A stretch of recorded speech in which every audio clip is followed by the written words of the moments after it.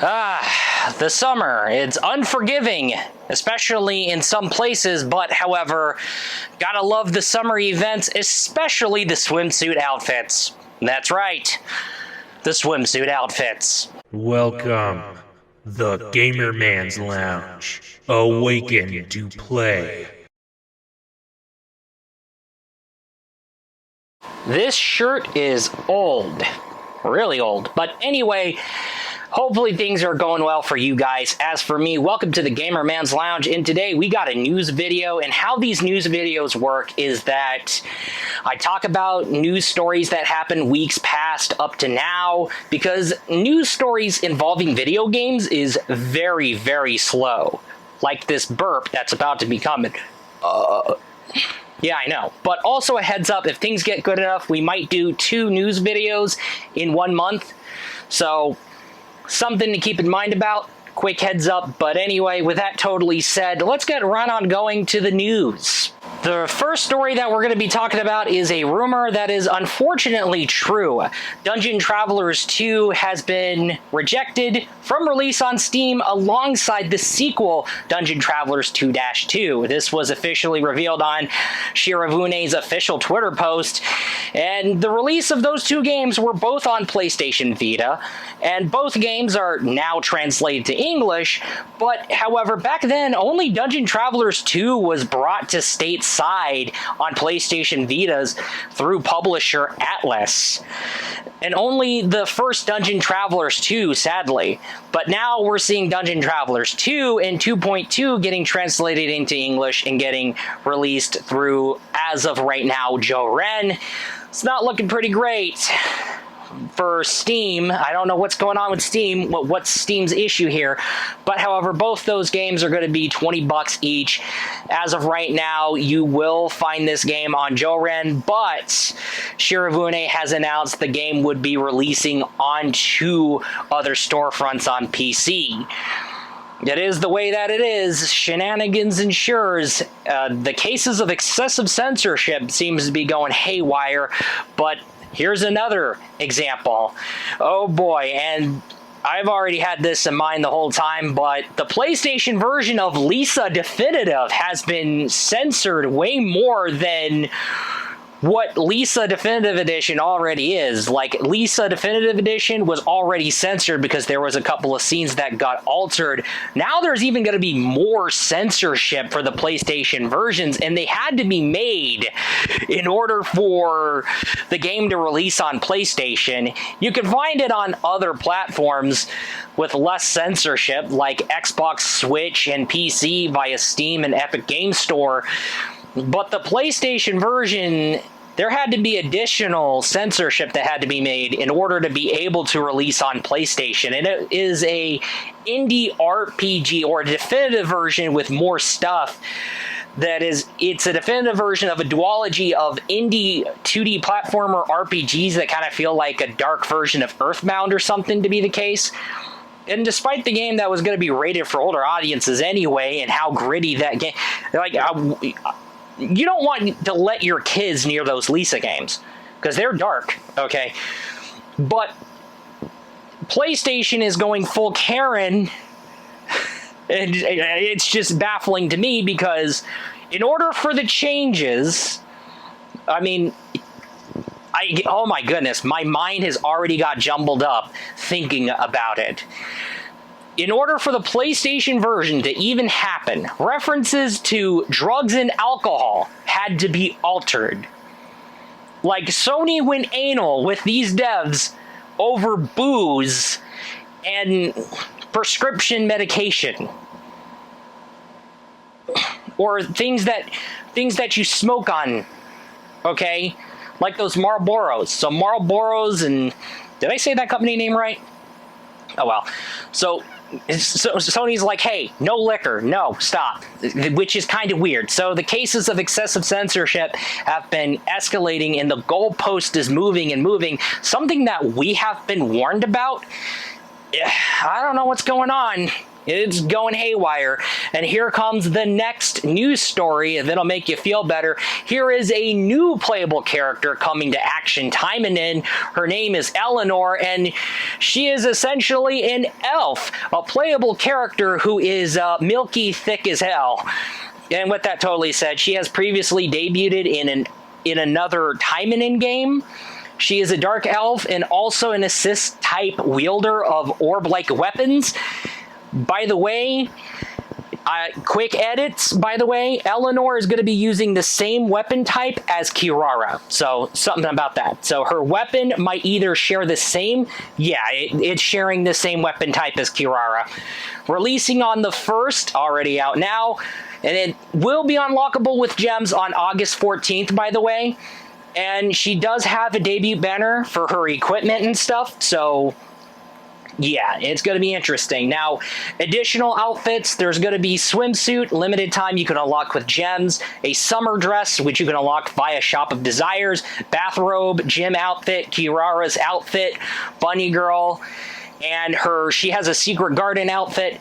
And yes, she did have her own limited supporter banner, which was completely more of a dead giveaway than ever, knowing how Astaroth made her debut, knowing how Noah Brown made her debut.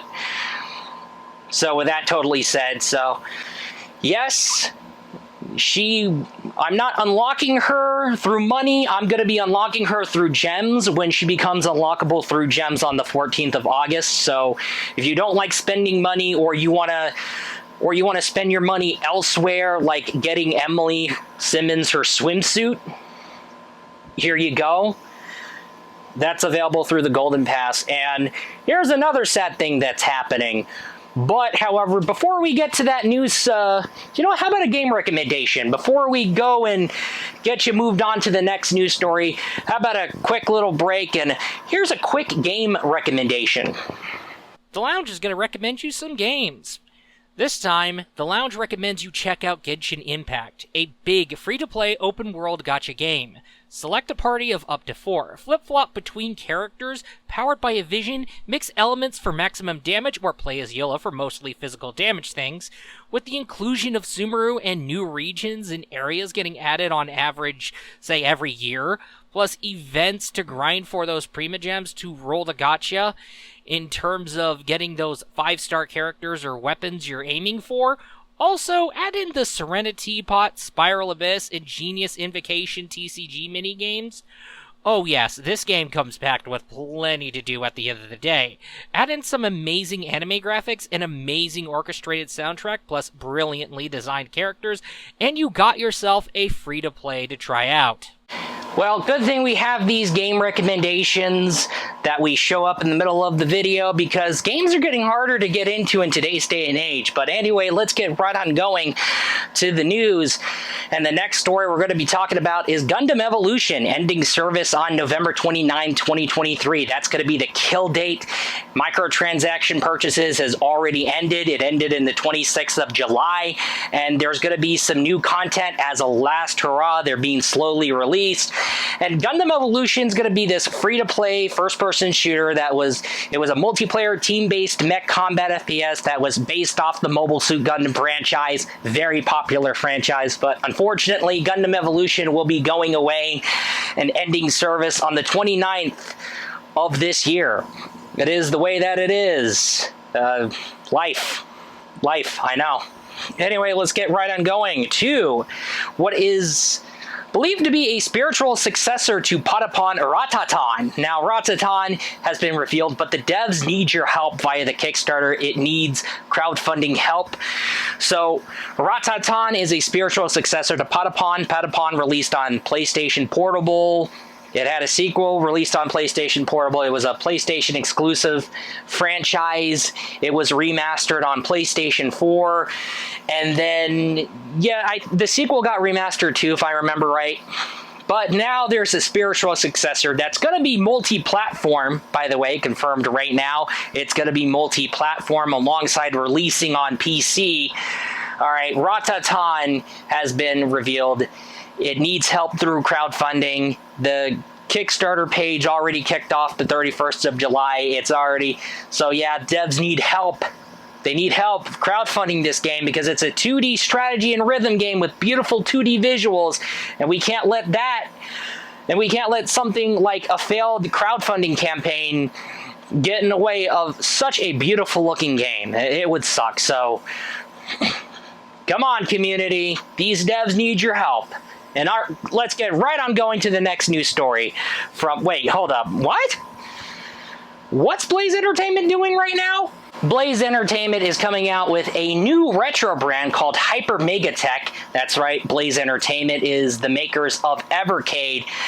And really, this kind of spells backup strategy for Blaze Entertainment, to be honest with you here. Now, the first product in their product line is going to be the Super Pocket handheld with built-in games and, of course, Evercade cartridge support.